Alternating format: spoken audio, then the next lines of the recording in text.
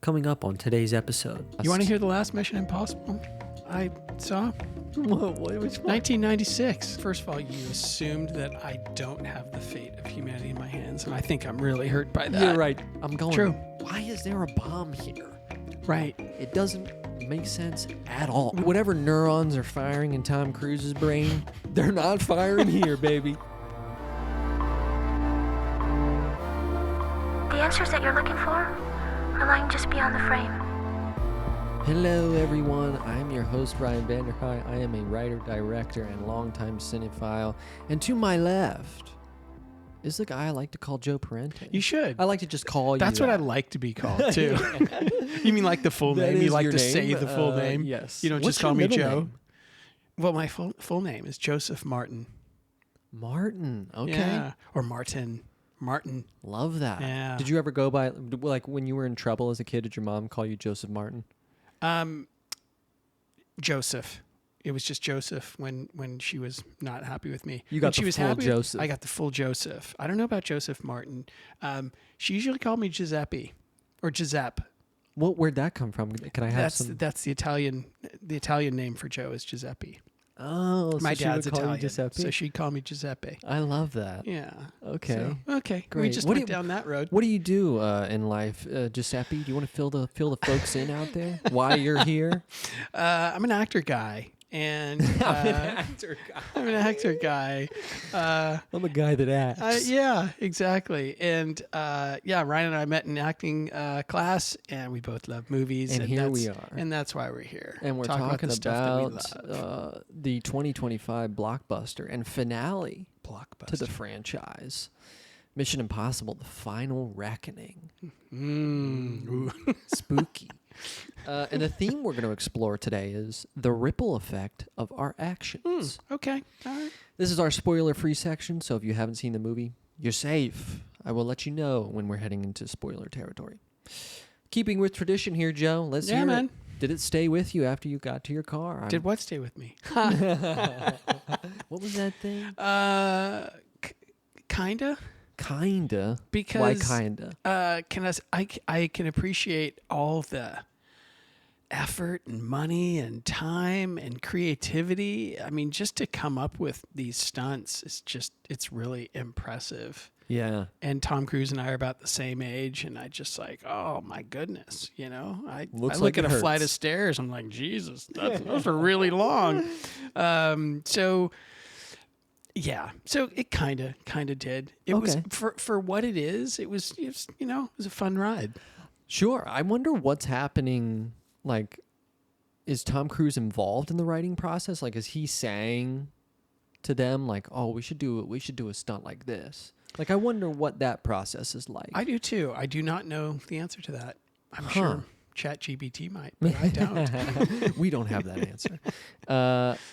Also, as tradition, let's start with what we liked about Yeah. it. I like to start on a good note. Let's do it. Before we get into the nitty-gritty details of it. Let's talk about what we did like. Okay. And that's something you said. It's hats off. It's a kudos to Mr. Cruise. Amazing. Listen, Amazing. giving credit where credit is due. For sure. Real recognizes real. I mean, the guy pushes the envelope of what's possible. He sure does. With everything he does. He and sure I can does. really, really respect that. Yeah, me too. So the stunts, and I think he's doing a movie in space next. It's like the guy just continues to just go a little bit further. Yeah. And that, I think, is admirable. For sure. At the very minimum. So I think I can really respect Cruise. Also, IMAX. I saw it in IMAX. Me too. And it's how Visually movies should stunning. be seen. Yeah. This is an experience, It is. not a movie. Yeah. You're on a ride. It feels like you're at Universal Studios and you're on a ride. You're on a ride for sure. Yeah. The sound, the picture, it's massive. The screen, everything, it just really pulls and sucks you in. I think if movie theaters want them to survive and want them to thrive in the new technological market, IMAX is the way to go. I mean, they got to get those ticket prices down. Yeah. because for us, we're AMC Stubs members, and it's Yeah. no sweat off my back. A-list. Yeah. A-list, yeah. But I think these are like over $20 wow. a pop to go to an Ooh. IMAX film and not be a. Whoa. So for us, it's obviously a no-brainer. But if you're somebody who catches one movie every few months, Yeah. you're shelling out $25 for the ticket, Yeah. just to get in. Yeah. I mean that's a lot. That is a So lot. But then when you spend as much as they did. then you need it to be. Yeah. You need that price of that ticket to be higher. Exactly. Joe and I, before we got on here, we're talking about how, like, on IMDb it says that this budget was $400 million, the most expensive movie that's ever been made. I can't even fathom going into a premiere weekend with that. Yeah. Looming, hanging over you. Like, we have to at least make Yeah. 600 to even break even, because you figure marketing. Yeah. I mean, that is a tall task. If anybody can do it, Mm-hmm. it's True. Cruise. Absolutely true. If there's anyone anybody I can. believe in, Right. and that's why they got the budget they did, I'm Yep. sure. Yeah. I think the other one did really well. Dead You mean Reckoning. the previous one? Yeah, Dead Reckoning was supposed to be part 1, Okay. and this was going to be part 2. They Right. dropped that That's later, right. but that I think did really well, and that was a good movie. Had you seen that one, part 1? No. Interesting. So you went into this kind of blind Totally. on what had happened in the last. You want to hear the last Mission Impossible I saw? which one? 1996. It was the last one you saw, the Yeah. first one. Yeah. Wow. Okay. Yeah. Well, then this is kind of a funny one for you because there was a lot of callbacks to the first There were a lot one. of callbacks, and I enjoyed how people in the cinema were laughing and enjoying that. Yeah. Yeah. And then me too. eventually everything was revealed, so I understood why they were laughing and why they were enjoying the callback. So you might then be able to offer a unique experience to something I'm going to say later, but to continue our praise of the film, that underwater sequence was phenomenal. Mind-blowing. It was Mind-blowing. incredible. That score with like these Gaelic, like Yeah. that was like, it feels like the depths of the ocean. Yeah, And sure it- did. I'm realizing it's like what you said about claustrophobia. I'm realizing I am scared shitless of the open ocean. Of the open ocean? my Me too. God. Me too. In this, it's like like we won't get Yeah. into spoilers, but just that whole underwater sequence of him with the submarine and everything, I thought was absolutely fantastic. It was. It was remarkable. That's where the IMAX shined. Yeah, for sure.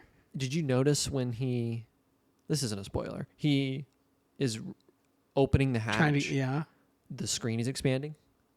We're getting that aspect ratio Oh. to expand slowly. It was really, really subtle, but I was looking for it after having seen Sinners. I was looking for it to do that, and that was the only time that I noticed that it did.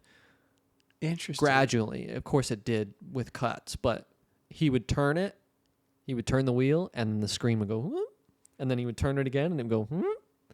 And I was like, "Oh, that's did cool! not catch That's that. really cool." So Oh, kudos, man. hats off for using IMAX to your advantage here.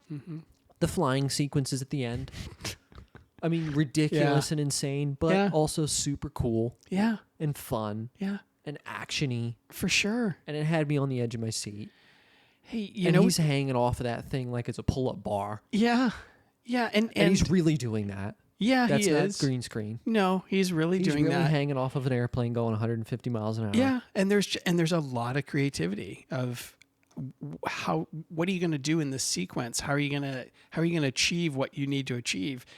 Save the world. You have 19 minutes and you're in a Yeah. biplane, and you're Sure. hanging off the wing. There It's isn't a lot of crazy. margin for error, Right. of course. in his world. And when the mission's deemed impossible, Exactly. who do you go to? Exactly. This guy. You know what I bet is going to be his demise one day? Mission Impossible, dude. A paper cut. That's what's going to One kill thing him. he can't do. That's what's going to kill him. He can't. Yeah. He can't overcome that. Staph infection's going to kill him. Yep. Yeah. There were parts I liked. There were elements Yeah. about me too. this that I Me liked. too. But, and here's where we're getting to the gritty details. I think what it was trying to accomplish, going out with a bang, going bigger than they had in the past, I think it was just too tall of a task. Mm. The mountain was too tall to summit. Here, the hardest thing to do, and pilots will tell you this, is to land the plane and to take off. Right. That's it. Once you're up, Right. it's a breeze. The hardest thing to do is to land it and take it off. Writing is no different. The hardest thing to do is begin the story and end it. What happens in between is a different story, but literally. But when that's the most, you got a hook, you got to introduce what's happening. That's a hard thing to do. And here, it felt a little bit, it was too much for them to handle. Did you feel that way at all, or am I completely singular? Oh, here? no, I'm with you completely. So you felt that like this was just wrapping up in this franchise that is like it's like missions that literally are impossible. And going bigger. I think the Fast and the Furious franchise has this problem too, where every time it's like the cars were in space at one point, somebody said, and I was like, what the I was like, thank God I stopped watching those, because had I seen that, I would have walked out of the theater. Yeah. And here it felt like they bit off more than they could chew. And it was too, like when I imagine them in the writing room or whoever was writing this, sitting down and going, wow, how do I end this franchise successfully? How do I land this plane? Yeah. Literally. Yeah. And I think to me it didn't quite live up to those expectations, and it fell a little flat. And that could just be me. That's just my personal opinion, but that's what I felt. And you're saying you felt that too. I did. Also, the setup, and obviously, like I said, I hadn't seen one in 29 years. But the whole fate of humanity, lays in your hands. That kept getting repeated, and it kept getting repeated. And I was just laughing. So was the guy next to me. We were both laughing at the gravity, and that's part of just the fun of this movie. Of course. And it's like these much run like John Wick, where for me, I'm going into them knowing totally it's going to be fun. That's and there's going to be some cool stunts. Right. That's right. I'm not expecting to be blown out of my seat. A deep story or phenomenal dialogue. But it felt like they were trying. Yeah, agreed. And maybe that was part of the problem, is that if you're going to be the stunty, actiony Mission Impossible, just do that. Yeah. You don't have to be, an A24 indie at the same time. You don't have to. Right. An overuse of elements. We talked about this on a previous one. Plot devices here. The bombs. Yeah. What a drag. Every time it's like, oh, there's a bomb. There's a timer, and it's counting down, and we have to defuse it. There were clocks everywhere. Timers going down. Everywhere. Timers everywhere. It's like it just becomes redundant. Yeah. The first time you see it, it's like, oh, shit. Right. This is crazy. But the How fifth and sixth, and right. Every situation they walked into, there was a bomb. Exactly. That's not a spoiler. That's the movie. That's all these Mission Impossibles, really, if you look back. Yeah. There's always like somebody's got to defuse a bomb. And I get it. It creates tension. But you're falling back on that. Yeah. It's lazy. It's, how do we need to increase the tension in here. Just put a bomb there. Because some of them didn't make sense. I'm going, why is there a bomb here? Right. It doesn't make sense at all. We don't want to give spoilers, so I won't get specific, but there's one in particular that I just thought, another bomb. Oh, just for crying out loud. And that leads into the flashbacks. To me, this movie assumed that the audience was dumb as rocks. Was the dumbest audience imaginable. For me, it was great because I hadn't seen all those things. So I was like, maybe that's what they were going for. But if this was... To me, it felt like greatest hits. It was a greatest hits thing. We're going to show you some of our greatest hits. If this was like, if you're a fan of the franchise, which I am, and I've seen all the films, I'm going, do I need a flashback every time someone mentions anything ever? Right. He'd be like, the key, and then we'd see like a flashback of the key. Oh, that's so... How many times did we see that key? And then it's like true. the device, and then we see a flashback of the device, and it's like, yeah, Lord have mercy. I know what they're talking about. I don't need an insert. Right. I was frustrated. There were a ton of inserts, dude. Oh my God. This movie was half inserts. Take the inserts out. We're at a 90-minute runtime. Maybe that saved him from a $500 million budget. True. Maybe that would have pushed him over the edge. Yeah. For the finale, I just felt like for a finale, if this is like the final Mission Impossible film, a franchise that has spanned 30 years, which is mind blowing, and has been massively successful. I just expected more, and maybe that was that was a fault, that I had too high of expectations and I had ended up falling short. Had I gone into it maybe like, whatever, just another movie, maybe I would have been satisfied. But I expected more depth, a proper send-off, instead of, what kind of felt like just another... Yeah. You know what I mean? Yeah. It didn't feel like a finale or a No, it didn't. send-off. It felt didn't. like just another edition of the franchise. It didn't feel like real closure. Yeah. It felt like there was a little wiggle room, like there might be another. Yeah. I don't know. I was confused by the ending, which I'm not going to talk about until we get into spoilers, but it just, if we're speaking in terms of what it was, which was supposedly Tom Cruise has said in interviews, this is the final one. It's the final one. It didn't live up to that weight that it carried on its shoulders. Yeah. Do you feel that way as well? You're nodding. Totally. I completely agree with you. I don't know how I would have ended it. I haven't tried to give that any thought. Sure. But, thinking about other franchises that have ended, those felt like a firmer bookend. It's the hardest thing to do. I believe it. Think about television series. Well, right, because how many stick the landing? I mean, you and I have talked about how Breaking Bad, that stuck the landing. Stuck it. And that's why it's gone down in history as one of the greatest shows. For sure. And when you see Better Call Saul, you'll see that one sticks the landing as well. We got to start taking notes from Vince Gilligan. Vince Gilligan is a genius. All these Hollywood writers need to... he is a genius. Yeah. Need to take a note or two, because just in terms of, that's the hardest thing to do. And many shows don't do it well. True. Think about Game of Thrones. Oh, I'd rather not. Talk about that one's not only did painful you not to stick me. the landing, but that we blew up on impact. Like, we literally blew up on impact. Totally. So, you know what?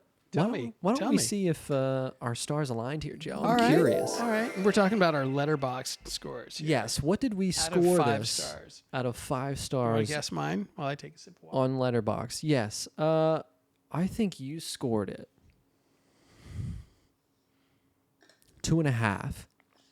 Wow. Well done. I did. Oh, wow. Look at that. See, Yeah. I think we just know each other too well. I'm thinking you gave it the same thing. Let's see what I gave. You might have given it 3, but I'm thinking 2.5. You thinking 2.5? Let's see what I gave. I gave 2.5. Yeah.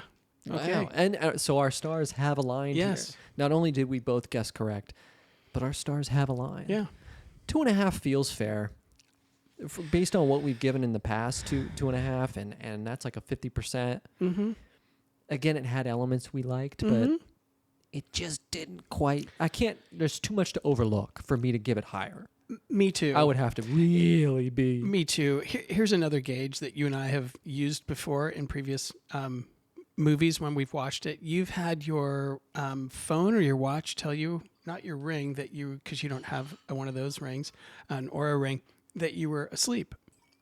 I kept getting low heart rate alerts on my watch. Okay. And that's during Mission Impossible. I'm getting low heart rate. Yeah, kind of not the movie they want you to And I have. had a coffee with me, and I saw the 10 a.m. showing. I had a coffee with me, and I was like, I kept looking like, oh wow, we still have 2 hours to go. Oh, yeah. And I almost felt bad feeling that way. Sure. Because I love Tom Cruise. I have so Yeah. much respect for him. Yeah. I have so much respect for the spectacle that is this movie, the awesome visual spectacle.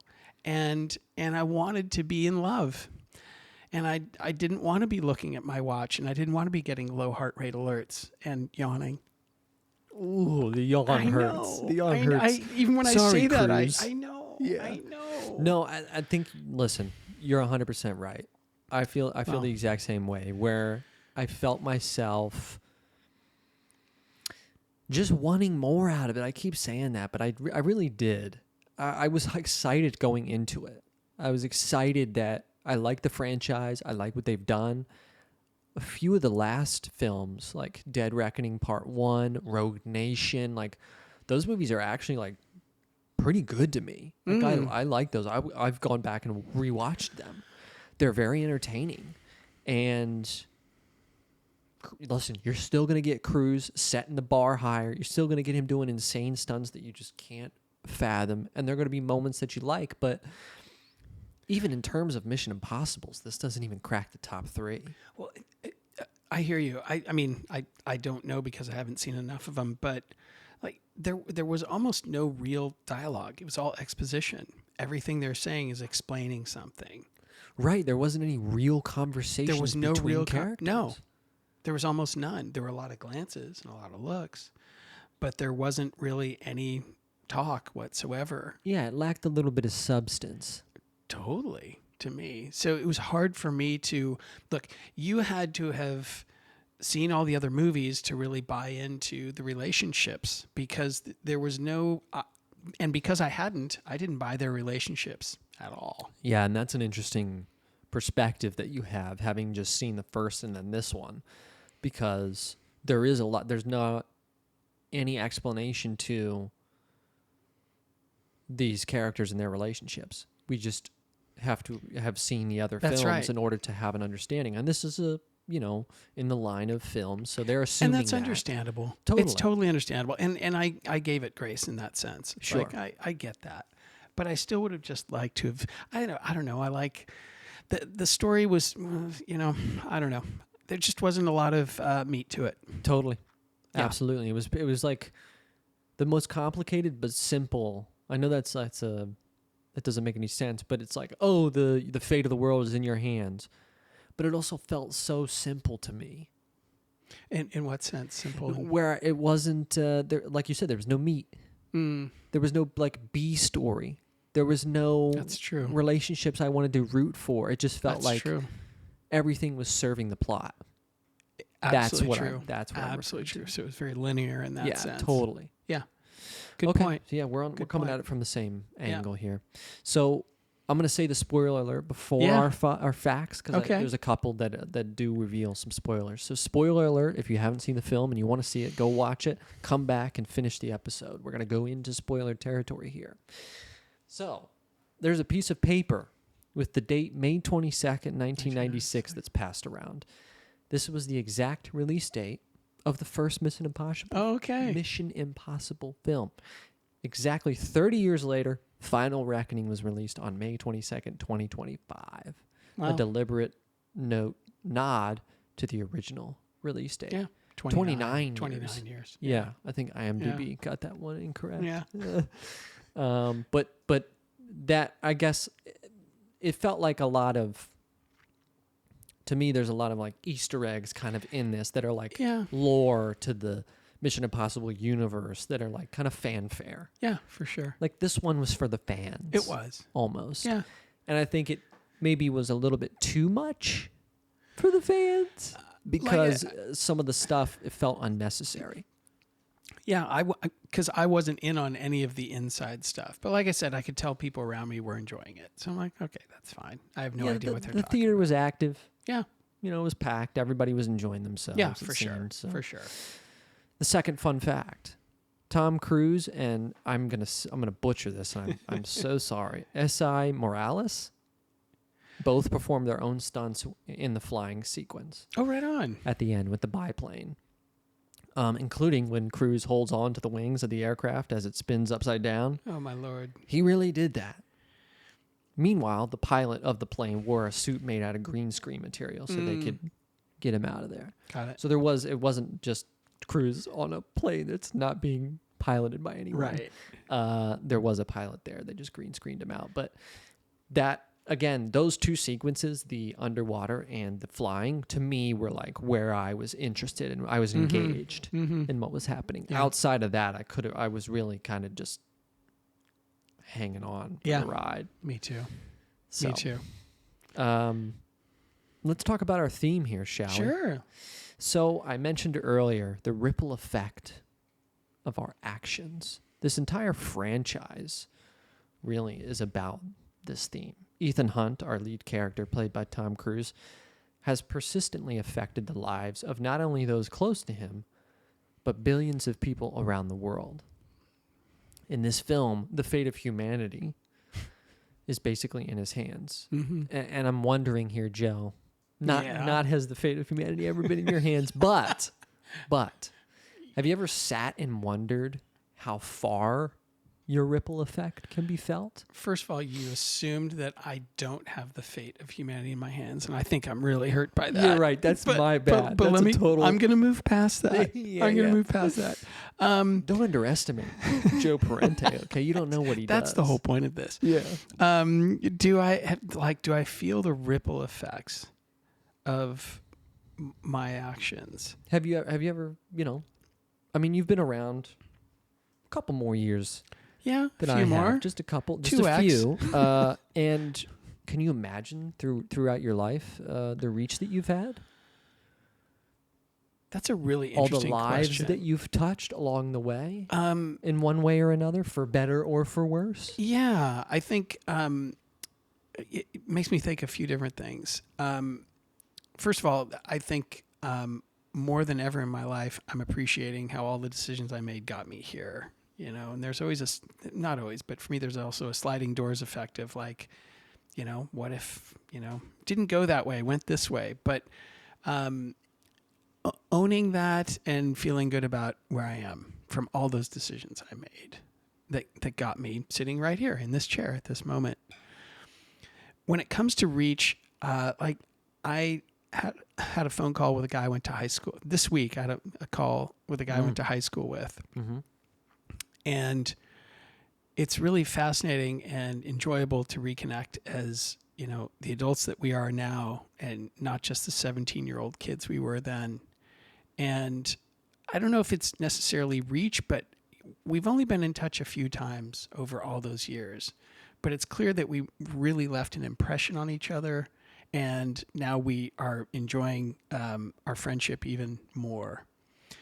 I don't know if that's exactly answering your question because it's hard for me to know how far the reach is. But I guess I'm thinking if there has been a meaningful impression with a certain amount of people, I guess that means more to me than a small impression over a ton of people. Totally, 100%. No, I appreciate you for sharing that. And I like the way that you phrased that because I think that's how a lot of us feel. It's hard to think in such grand scale, in such broad terms apart from ourselves. I mean, we only have the basis to go off of the interactions that we have with these people. That's right. Totally. I think about my step nephew, if I will. He's an awesome pilot for United, Xander, and talk about having an effect on people's lives. He keeps people alive every day. Yeah, I mean, something like that is just... I mean, he's got... so he makes how many flights a day? And he doesn't make that many because he's a senior pilot. So he makes fewer and I think longer flights. Let's just say 1,000 people a day. Their lives are absolutely dependent on him. Yes, it's a team effort, but he is the head pilot. Yeah, I mean, multiply that over the days in Totally. the year he works and over the years that he's worked in his life. Yes. I've also had a friend who's an emergency room doctor who loves gunshot wounds for the challenge, not the fact that they happened. Sure. But he literally saves lives. And so you think about he's saved a 17-year-old kid who goes on to have a family and has this existence. And all these people exist because... Chris saved someone from, a potentially a very lethal situation. That's awesome reach. That's and so remarkable. It's hard for us, you and I, who aren't in these professions that really directly affect people's lives in that sense. It's hard for us to say, isn't it? And I think 100%. I totally agree with what you're saying. And I think that's part of the reason why I got into filmmaking. I mean, I've talked about it before on the pod. Maybe I was having a conversation with Emerson the other night when we were at your birthday celebration. Emerson is in our acting class about that because I was asking her like, why'd you get into acting? And she said like, I've been moved by performances in my life, and if I could have that effect on someone, what a delight that would be. I totally agree with her, and I'm glad you brought that up as an example because that's part of what got me into this as well. I love storytelling. And acting is a phenomenal way to do that. And same thing. I've had so many performances, and again, you and I wouldn't be sitting here if it weren't the same, that moved us so profoundly it has made us want to be a part of that. So exactly. Thank you, Emerson, for putting it that way. Yes, That's thank so you, true. Emerson. Because I too, we related on that front where I was like, yeah, me too. Like, that's kind of why I got into this business, is because it felt like, man, the way movies have touched me and moved me to just tears and to just reflect on my life. And I was like, if I could do that for other people, what a gift that would be. And so I bring this up because I do think there's something important that we can learn from this movie and this kind of this lesson, this theme that it's exploring. That your attitude, your behavior, how you treat others can be felt far beyond yourself and your small circle of friends and family. Because those people can take what you said or your attitude or how you treated them and pass that on. Yeah, true. I mean, we see that with generational. We see that Absolutely. through. It makes me think of people who have status and who are in the public eye. Mm-hmm. Man, the amount of pressure that I would feel as someone who has eyes on me of what I say and what I do can have a profound effect on the world, not just myself. Particularly The way I conduct myself, the things that happen to me. I mean, look, when you get PR trained and you get, you know what I mean? Like, because everything is so, especially in this day and age where everything's under a microscope and your every move is being written down and it's been passed around the internet a second after it's happened. That's just a lot of pressure on someone and a lot of weight to carry. And I can imagine that would be stressful for me if I felt like every word that comes out of my mouth could affect millions of people. That is unimaginable to think of, because most of us, again, we can't think in that scale. I think of, I'm affecting the 7 people I interact with on a daily, whatever it is, right? Right. But that can spread exponentially beyond that. Sure. Especially when you're in a position of power, and especially when you're a parent or a teacher or a guardian, and you're offering guidance or something that can then sprout and grow. Very true. Beyond that. Very true. You know, which I think this movie kind of touches, and we'll get into specifics here, but there are 3 instances from the film that really stuck out to me, that really drove this home.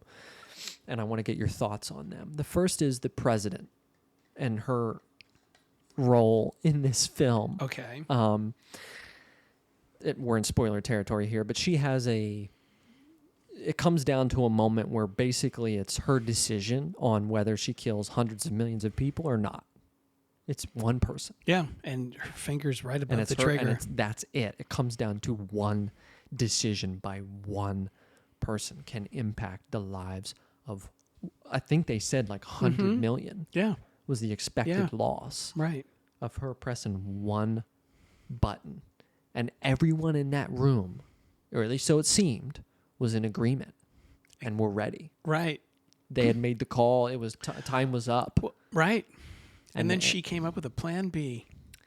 And she made the decision to choose to save these people, to save 100 million. It was at a risk. You know, they knew the risks, and that this could potentially lead to many more being killed. Yeah. But the decision of one person. Think about presidents. Think about world leaders. My God. They all got the nuclear codes. Man, you hope they don't have to ever face that. Ever. I can't imagine all that falling on one person. But it's got to come down to one eventually, right? Somebody's got to give the final say. Totally. You know, I as they show her finger right above the button, I thought, man, that's a really steady finger. I think mine would be like, you know. Oh my God, I'd be there like. There was one guy in the room who was wiping sweat, you know, which I found very realistic. How did Nick Offerman's character die? I don't remember. He wait. shoots the guy that goes to shoot the president. Oh, he gets shot. Sorry. He got shot? Yeah. Okay, that wasn't clear to me. No, remember the guy, the colonel or general who came out and asked for a sidearm? That's Nick Offerman's character. That's Nick. Right. Oh yeah. How did he die? Oh, he got in front of the president. I thought He shot him. It wasn't Wait. clear at all. It was a total faux pas on the movie in my book. You mean we didn't see Nick Offerman get shot? We didn't see anything. We saw him pull his gun out, and then Nick Offerman's character draws in response, shoots him dead, and then all of a sudden there's like no blood, there's nothing happening. He just falls into the chair. Because and I it's thought like, Nick Offerman took it for the president.